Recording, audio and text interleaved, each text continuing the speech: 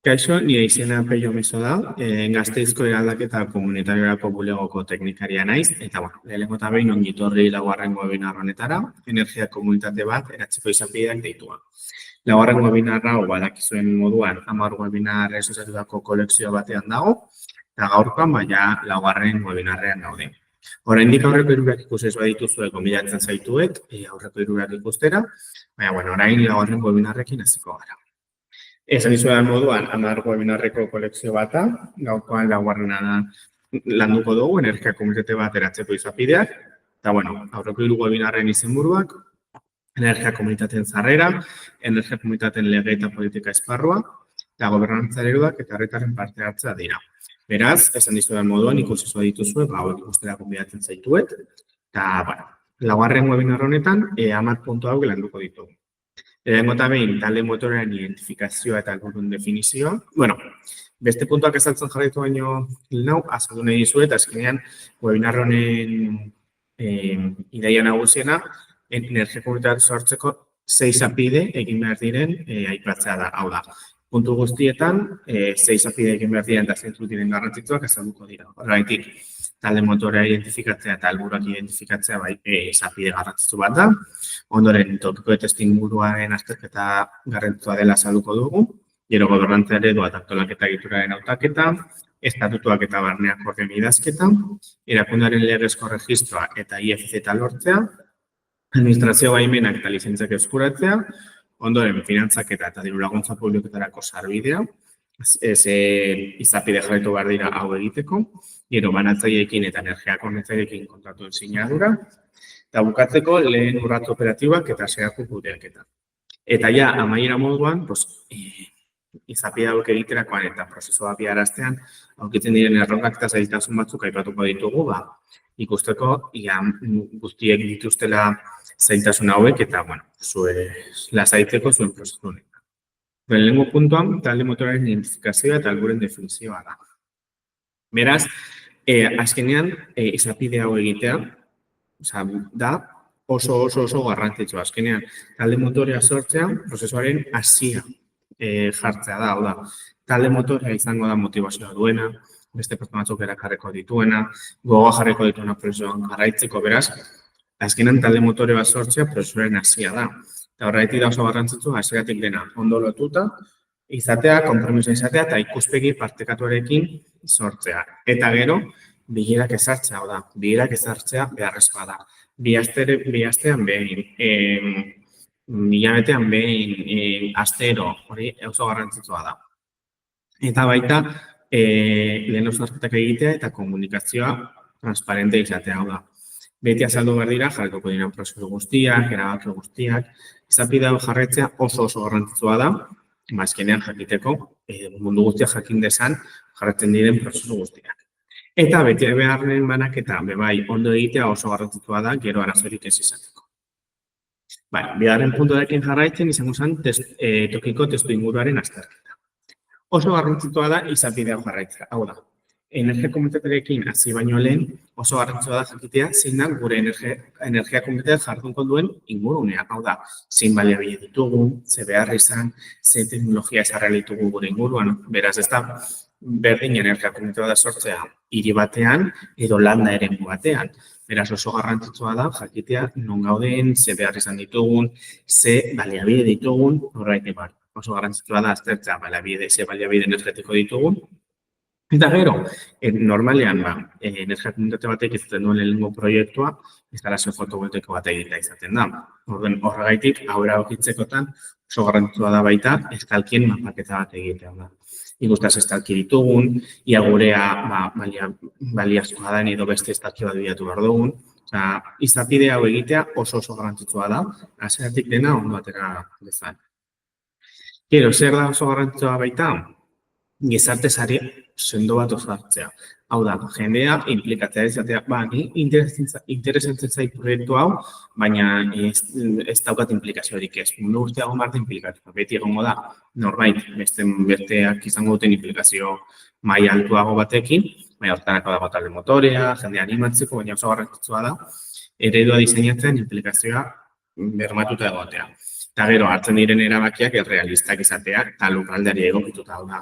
Agian ezin dugu instalazio eoliko bat, aizerik ez dagoen hiri batean, horregatik, prozesu hau jarraitzea oso garrantzitsua da. Bale, hirugarren puntua izango litzateke gobernantza eredua eta antolaketa egituraren hautaketa. Puntua ikusiko duen oso laburra da, azkenean aurreko webinarrean, hirugarren webinarrean, gobernantza nahikoa lantzen da eta aurrerago egongo diren webinar batzuetan baita gai hau asko landuko dugu. Baina, oso garrantzitsua da guretzat gobernantza webinar horretan azaltzea zergatik. Azkenean, izapide oso garrantzitsua da, zergaitik. Gobernantza nola esartzen den oso garrantzitsua da. Nor zuzenduko du, agindu, nor gidatuko du prozesu, hau da. Zelan banatuko du gobernantza azkenean, gobernantza horizontala izatea oso garrantzitsua da, baina beti egongo da egian 3-4 pertsona esatu dira. Bildu behar gara, egin behar dugu zerbait arazo bat dago, gobernantza sartzea oso garrantzitsua da, eta hasieratik nola egongo den ezarrita, oso garrantzitsua da, horregatik izapidea bebai oso fundamentala da energia komunitate bat sortzeko prozesua. Ja, laugarren pausora pasatuta izango ziren, estatutuak eta barneak orduen idazketa. Honen azalpena baita aurreko webinarrean, hirugarren webinarrean azalduta dago. Baina, hona bebai ekarri nahi genuen, zerbaitik azkenean estatutuak sortzea, forma juridikoa sartzea, da, izapide fundamentala, azkenean energia komunitate bat momentuz ez daukan ez bere forma juridiko propia, elkarte edo kooperatiba moduan sortu behar dira, izapide hau oso beharrezkoa da. Orden, lehenengo hartu behar den erabakia da, ze forma juridikoa operatuko dugun. Normalean herritarren energia komunitate batean, izaten da edo elkartea edo kooperatiba. Beste hainbat aukera daude, baina honik zaten dira, normalean aukeratzen direnak.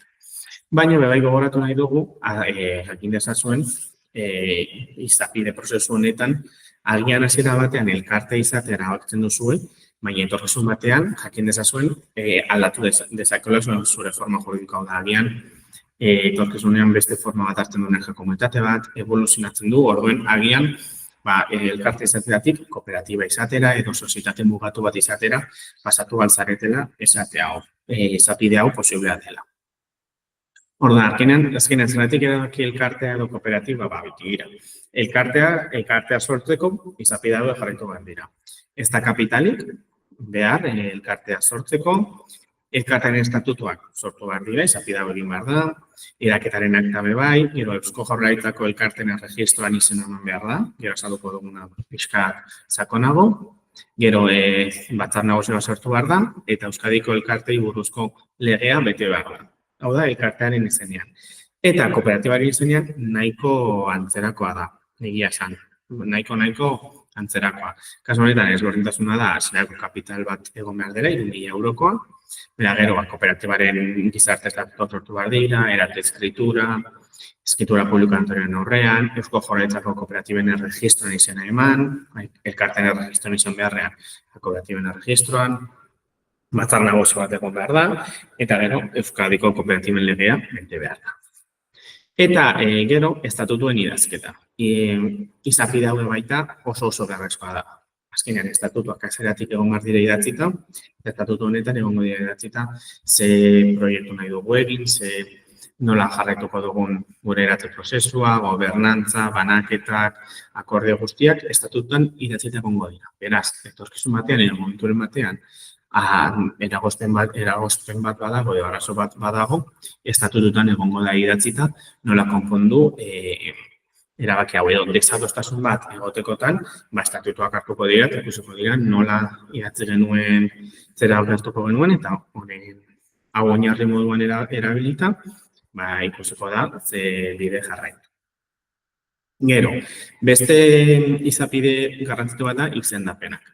Azkenean, izendapen figura batzuk izendatu behar dira, lehen esan dudan moduan, parte-hartzaile guztiak dute botere berdinean, baina egon behar dira figura batzuk azkenean bete behar horiek izango dituztenak. Orduan, elkartaren kasuan izango ziren lehendakaria, idazkaria eta diruzaina, izenak gauzak sinatzeko edo kontuak eramateko 3 figura hauek egon behar dira.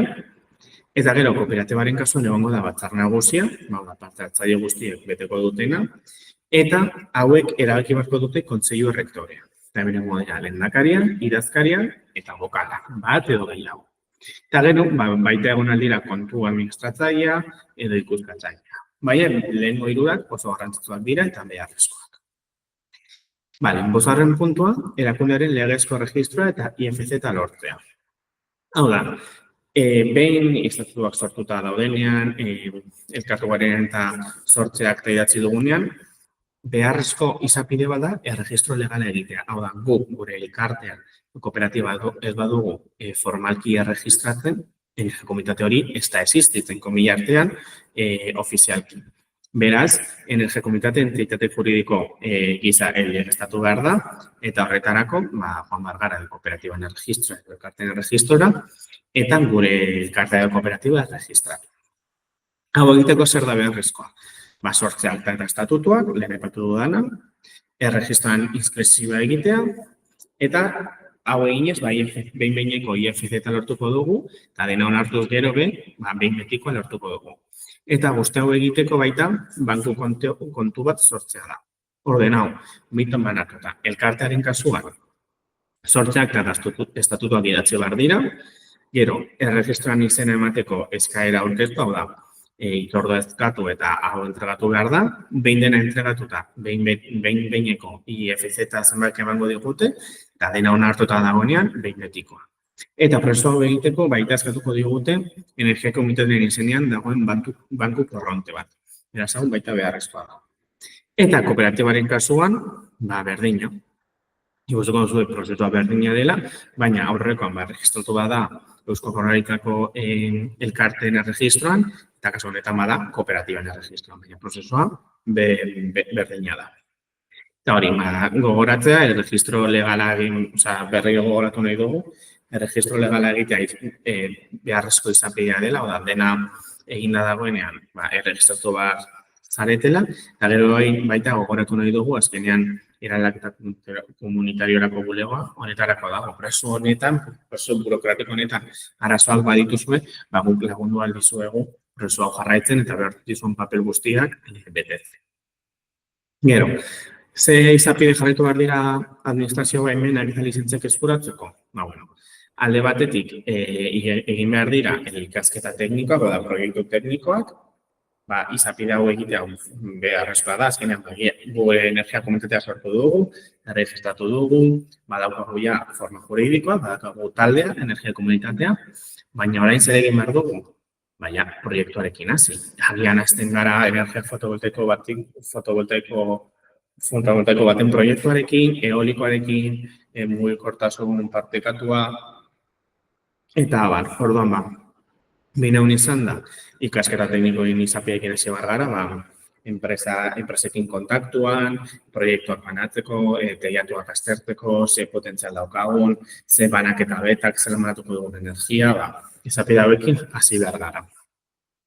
Behin honekin hasita, egin behar dugun beste izapide bat da, baimenak eta lizentziak eskatu, hau da, baldintza teknikoak eta legala jarraitu behar ditugu, prozesuan aztertu ja dena betetzen dugun, oso beharrezkoa da izapide hau jarraitu, baimenak eta lizentziak eskatu behar dira.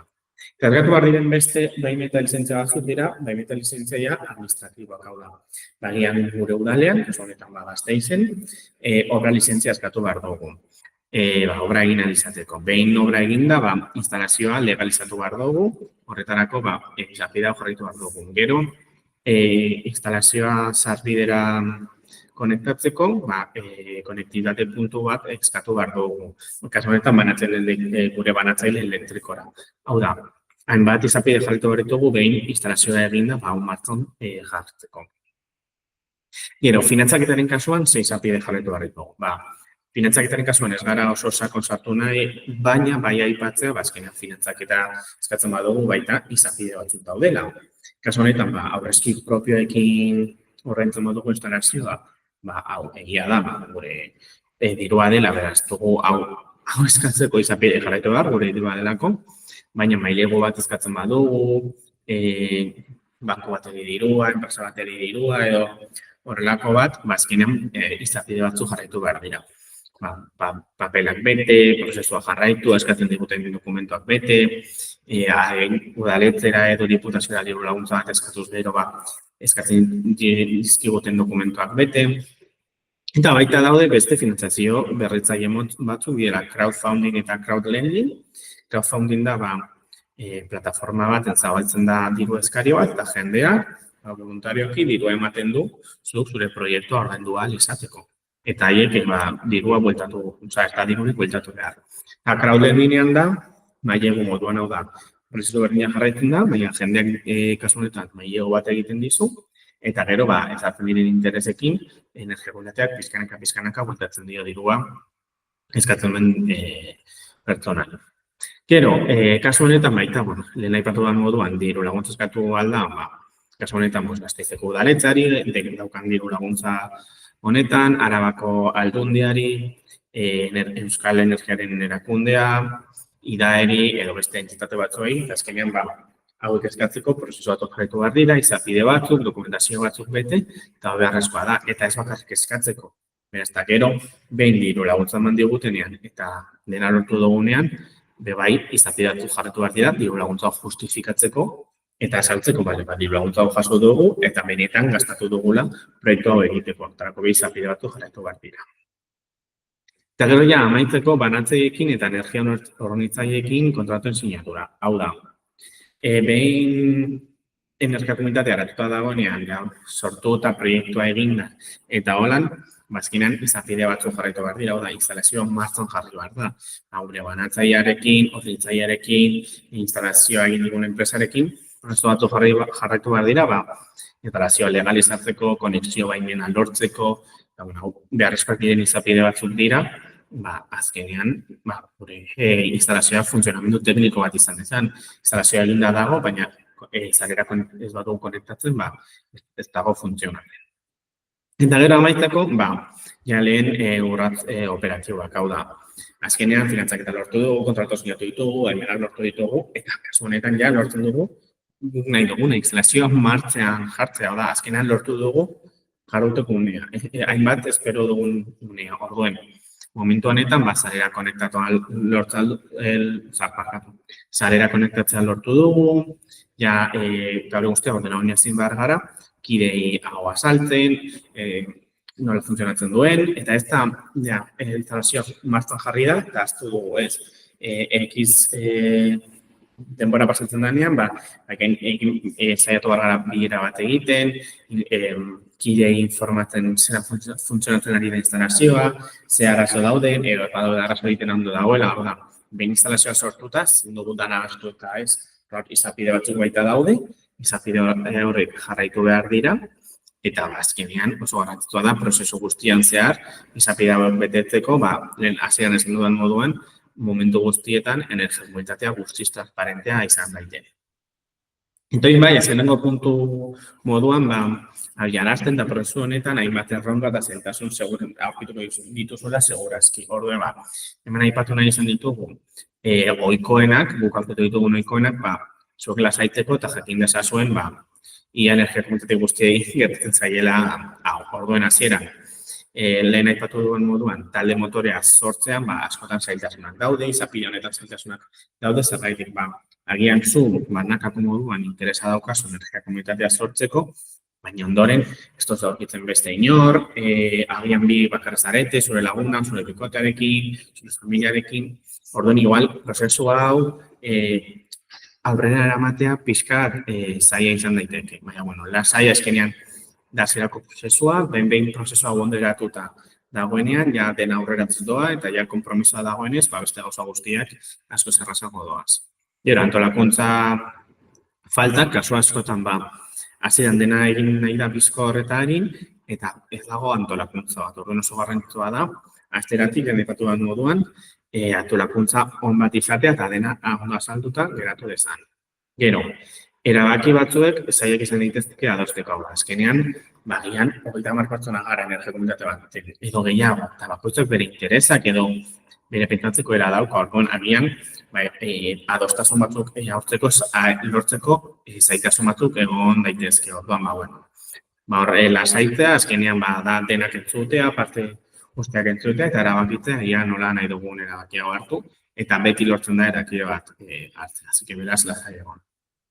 Gero, parte teknikoak ulertzeko zailtasunak da kasu askotan alderdi teknikoak ulertzeko zailtasunak egoten direla, eta hor batzuetan ez dugu ulertzen nola doan instalazioa, zer egin behar den, eta hor igual paroi batzuk daude, orduen lasaitzea, ez dela ez gertatzen, eta horretarako daude privat material, interneten, dadego webinar hauek, energia komunitateak, energia komunitateak parkatu, iraketa komunitariako bulegoak daude zuei laguntzako gu gaude, alde horretik lasai egon, gure laguntza hor dagoela.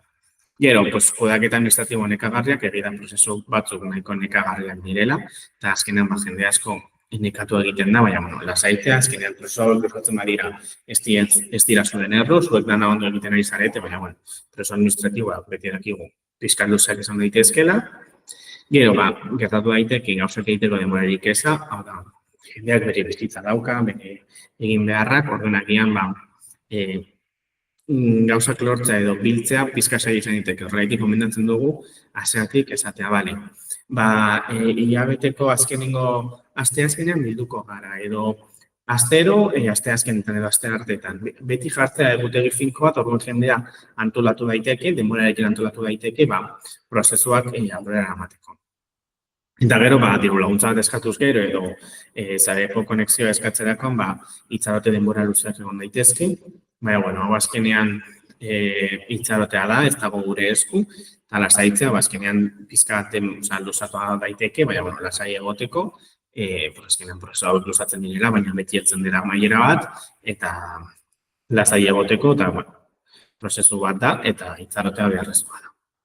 Eta, hau izan da laugarren webinarra, berriro behin eskerrik asko webinarra ikusteagaitik, webinarra gaitik interesa erakusteagaitik, eta, hau izan da laugarren webinarra, eta espero dugu bosgarren webinarrean ikustea. Bosgarren webinarra energia komunitate batean erabili daitezken teknologien inguruan izango daiteke, ikusteko azken energia fotovoltaikoa ez dela teknologia bakarra, bat aukera daudela, eta jakin dezazun, gian energia fotovoltaikoa ez badatorkizue ondo zuen energia komunitaterako, ze beste aukera dauden. Beraz, animatzen zaituet, bosgarren webinar hori ikustera, eta beste behin, eskerrik asko hemen egoteagaitik. Agur!